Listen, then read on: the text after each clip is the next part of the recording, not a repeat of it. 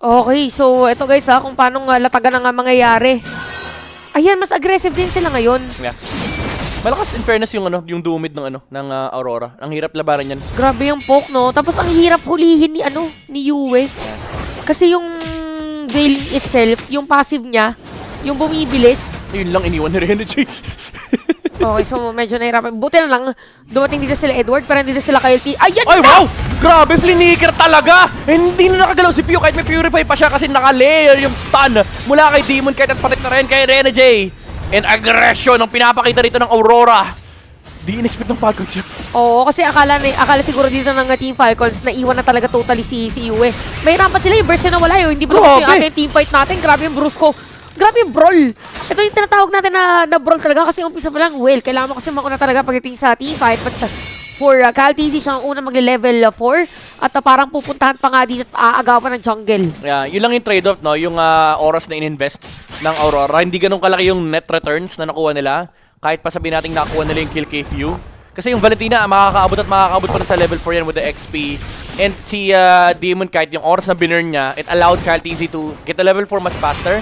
And ngayon, nakukuhaan siya ng green camp. So, kahit pa paano may trade-off naman for Team Falcons. Maganda lang tong aggression na pinapakita ng Aurora, no? Na sana wag nilang bitawan. Oo, kasi hindi na nagagawa ngayon yung nangyari ng game number 1 na nahaharangan. Yeah.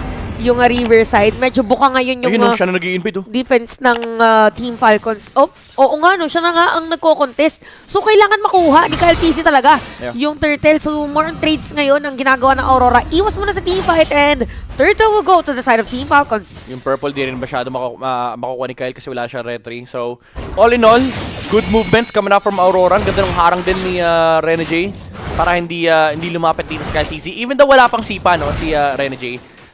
The mere fact na wala kasi siyang retry, it's gonna take a while for him to finish the proper buff. So, bumalik na si Kyle sa jungle niya. So, panalo actually.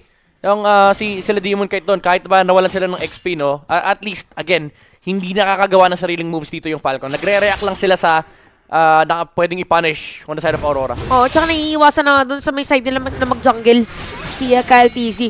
Pero grabe na parang nagpapalitan lang sila kung sino yung papasok sa map. Kasi parang ganito yung ginagawa ng Aurora sa kanila, pero wait lang, para may teamfight yata na mangyayari. Yun lang, may humaagi pa sa Renegade dito, wala pa siya level 4. So, tinapangan lang ng Team Falcons kasi sabi nila wala pang sipa si Renegade na burn din yung Glorious Pathway. Meanwhile, on the side of Team Falcons, wala naman sila masyadong kinamit Kyle TZ. Oh! Stolen ultimate! Mula kay Few, ginalawan dito si Yue, naabangan pa yung flicker. And Team Falcons finds the trade sa may bottom lane, Dominic pinapalibutan ng tatlong members dito mula sa Team Falcons. Pero may sibat naman mula kay Dominic Kite. Hinahabol pa niya rin sa Ogwen just for additional poke. Pero napakagandang move mula sa Team Falcons. Oo, alam mo parang yung nangyayari sa game natin. Labanan na to ng individual skills din. Kung gaano kakagaling sa lane mo. Oo. Kung gaano kagaling na micro. Kung roamer ka naman, kung gaano kalawak yung vision na gagawin mo. So medyo nare-restrict na ulit. Kung kanina very aggressive din yung Aurora sa movement. Parang okay, kalmahan muna din natin. Kasi nagiging maganda din dito yung movement ng Team Falcons eh. Actually, consistent yung parang nag-group up sa mid. Oo. Sasama dito si Flap. Ayun na si Flap, tingnan mo, galing dito. Lahat, nung XP, no? Tapos ang movement ni Edward, papunta siya sa top. Yep. And Pero ayun, sasama na rin siya. May harang na. Naharangan na yung yung left side. Yung right side na lang. Kailangan kontrolin. Pero nandito si Badang. Sinisilip lang ni Tito si Demon Kite. Sabi niya, Insan, musta ka dyan? Oh, nandito ako, Insan. Pero si Renegade may vision din so medyo open din dito yung defense ng Team Falcons or kanilang formation. Kick! Yeah. Yung kick, nandun na, sinamaan niya rito sa Kyle TZ, pero nandun din naman yung ultimate. Mula dito kay Yue, tutumba na, una tumumba actually, yung Veil. And hindi, okay, napatay nila si Kyle TZ, naharangan actually doon sa may bandang likuran, pero sa Black TZ naman, hinahawal pa rito ng Aurora. Hindi mo tapos si Demon Kite, pagkakuha nila ng pagong, ay tuloy-tuloy pa yung pag-arangkada nila dito sa middle lane. Ang ganda nung dito, ang ganda nung pasok ng Aurora. Naging effective yung play pag talagang super wala doon sa pinakapwesto si Renegade, no? Yeah. Ang ganda ng pwesto niya sa may top lane. Nagpitik muna siya ng Jitcon. Oo, bad trip. Parang, sige lang, magyabang ka lang. Ang cute mo magyabang Parang happy lang siya. Happy na nagyayabang, ganun. Oo. Pero kasi nababaka pa niya din Malakas din kasi si Fabian nun Tsaka tropa din kasi sila Oo. Parang hindi siya pa personally ni King Kong. Yun ang magandang term actually. Parang yung yabang niya pang tropa. Sige nga, yung mga ganun. Sige nga, gawin mo nga. Okay, bottom lane. Ang ginagawa nga naman ngayon ng Aurora is sisira ng Torre. Ayun, gundo. Ganda ng cancel ni Ogwen. Oo, naabangan eh. Baka mamaya bigla kasing pag napadiin siya doon, instant kill agad laban sa kanya. Oo, ito yung sinasabi na ano eh, yung... Magkamukha sila ni Rene J. I mean yung hero. Di ba pares yung ano? Senseiya. Oo, pares silang skin. Oh, pagka nalito ka ng slight, Oo nga. baka isipin mo si Badang si Rene J. Yung dash nila magkamuka. Mm. As in literal magkamuka. Oo nga no. Dash Ogwen. Isa lang. Okay. Isa lang. Isa lang, please. Ay, yung dash kasi niya, yan yung stun niya eh. Oo, So, actually. hindi pwede i-spam eh. Hindi pala pwede, hindi pala ba. Oh, makakasalubong si Top TC, sinipa! At dediretsoy na nga nila. Sakit! That is gonna be a kill for Aurora. 4-2. Mid the lane ay hindi din magagawa yung supposedly play ng Team Falcons. Ang sakit ng burst ni ni Yue. Half HP nung Hilda. And compared nung game number 1, hindi ganun kaganda yung nagiging game dito ni Flap TZ. Actually, Aurora is now in the lead. And ang kinagandahan dito, Shantel, again, ang contrast no, nung game number 1, yung Harit na pigilan yung tempo nung Moskov.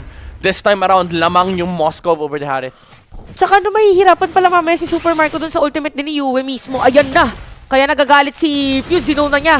Pero wait lang yung turtle. Sinimulan na pala at makukuha yan ng Team Falcons. Okay lang, may trade naman. Nakuha yung top lane. Pero tama yung binabakit natin kanina, yung kapag nag-Zaman Force, same nung idea yung kay Xavier.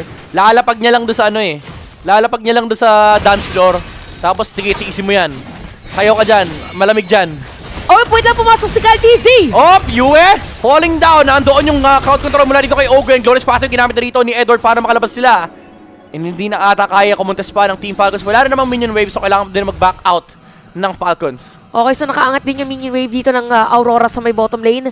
So consistent ang ginagawa ni Demon Kite na, Doming Kite rather, na talagang nakiklear lang muna siya ng minion wave kasi meron naman siyang pang back up na ng ultimate, and for Team Falcons naman nakafocus sila on pressuring the mid lane. Bot. Parang nakita. Bot! Ay! Yung flicker dito, mama! Pero tumama din naman yung Spear of Destruction. Demon Kite! Yung sustain sa ba hindi? Walang makunat sa tatlo, sabi ng Aurora. Okay, nice go para dito sa side ng Aurora. Kailangan talaga na ipilit na mapatay din si Kyle TZ doon sa may bottom lane kasi kailangan na kailangan, pero parang i-go naman yata ng Team Falcons sa may middle lane. Pero si Ogwen ay mahuhuli na nila. Renegade again with a legit control! Yue with the catch! Ng kanyang combo with the ultimate as well. Stolen Glorious Pathway. Gusto pa lumaban na few. Wala nang skills ang Aurora. Alam nila yon. Kaso ang problema, wala rin silang damage dealer eh. Grabe si Yue sa game na to. On point lagi. Yung parang most crucial moment, sumasakto yung kanyang ultimate. Oo. Naka-Genius Wand din. Kasi so, ganun kasakit. Arcane Boots, tas Genius Wand. Oh, di ba? Kahit yung dito, kahit yung Alpha, kahit gano'n ka grabe sustain, hindi kakayanin. Madaya kasi yung Genius Wand sa Veil, automatic yan, full stacks yung Genius Wand eh. Kasi diba, pag nilatik mo yung ulti, yung hatak nun, technically nagka-count na yun eh. Tumataas na yung magic penetration.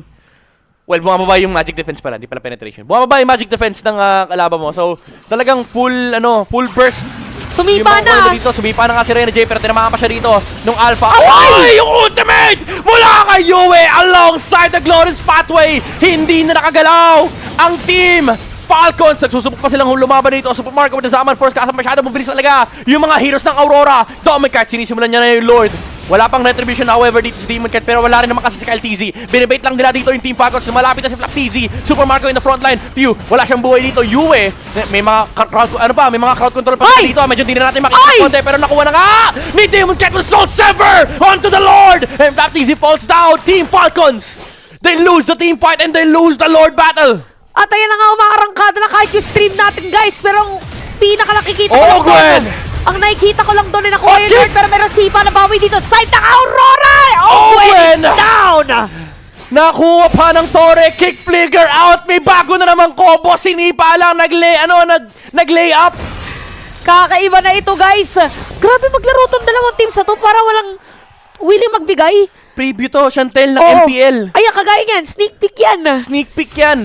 After yan, makikita mo yung clear side of things. Clear side of ganun talaga. Sneaky peek muna bago the full picture. Parang patikim muna. Huwag kayong malilito, guys. Sneak peek lang yun. Sneak peek lang. Baka Pero- mamaya nag-refresh yung iba. Oo, eto sneak peek ha. Yung Ayan, Lord nasa sneak peek. baba, huwag na kayo magre-refresh. Huwag kayong magre-refresh. Malinaw Ganyan na talaga. malinaw sa Ayan. atin to. Hindi malabo for Aurora na nagpo-push sila ngayon sa harap ng base ng Team Falcon. Super Marco trying his best para hindi makapasok dito sila Renegade. Pero nandun na, alam nila walang dash yung Harit. Pero yung Glorious Pathway, oh my goodness, Yue! Flicker Ultimate! Mula sa Veil! Grabe na dito si Yue. Talaga 3-4-6, guys. At masisira na rin nila yung Tori dito sa gitna. Pwede pa sabugin. Sabay-sabay yung pressure na ibinibigay ng Aurora. Grabe yung outplay, malinaw na malinaw mula kay Yue. Nag-dash si Super Marco, plinekera niya, inultian niya. Ay! And ngayon nasa harap sila ng base ng Team Falcon. Storming Kite just hitting the tower of Team Falcon. Dito meron pa silang Lord, may minion wave pa sa may middle lane. It's a Lord wave as well. And Team Falcons lumalabo na ata ang chance nilang manalo dito. Glorious Pathway, nagkanakawan. Humahabol sila dito pero sabi ng Aurora, okay na yan. Grabe si Yue, no? Hangit man yung bit-bit niya, pero he is on fire. Oh. Well, dun lumalakas ang dun lumalakas ang apoy. Pag nilagyan mo ng oxygen. Grabe na to, guys. Parang ramdam na ramdam niya yung pulso. Oo. Pag filigan ko. Kasi guys, kaya natin sinasabi yung ramdam yung pulso, hindi agad, pag nilatag mo yung ultimate ng Veil, hindi agad siya yung pumuputok. Parang kumukulot pa yan sa... Nagpapakulo pa. Nagpapakulo pa yan bago sumabog. Ang lala. Kakasabi ko lang kanina nakita nila nag-dash si Super Marco. Tapos nilabas ni Edward yung Glorious Pathway. Si Yue sabi niya, flicker, ulti, second skill. Ang maganda nun, 3 pa yung tinamaan. Grabe, so... Hindi ko na kinakaya. Oo, ang ganda ng mga kombohan na nangyayari. Kami, combo routine. Combo routine talaga. Combo routine tong natin, game natin guys. Ang 11-5, 12 minutes. 6K gold lead para sa Team Falcons. Grabe, Chantel kahapon. Para sa Team Aurora pala. Kahapon, si Edward. Ngayon, si Yue. Sino kaya, hindi, well, sabi ko sana bukas, wala pala bukas. Oh, pahinga tayo bukas. Sino kaya sa Feb 14? Ang kadate. Ang Hindi, joke lang. may mga jowa naman yung mga yan. Yan. Ito guys for Aurora. Again, yung momentum pwede lang sabihin based on their movement, sila talaga yung lumalamang. Pero Energy. nakalala si Flaptini sa likod. Dito kayo mo na Lord. Nakuha na nga with the Soul Sever Retribution. Tutumaba sa Flaptisi. Sinubukan niyang i-attempt yung buhay dito ni Demon Cat. Si Pio sa may bandang likod natin naman. Na Spirit of Misery alongside Cat TZ and Team Falcons dito. Isa-isa silang bumabagsak. Tommy Cat. Pinapana niya rito. Sinisipat si Ogwen. Tumumba na rin si Super Marco. 5-man wipeout for Aurora as they are able to take game number 3. The reverse sweep is real.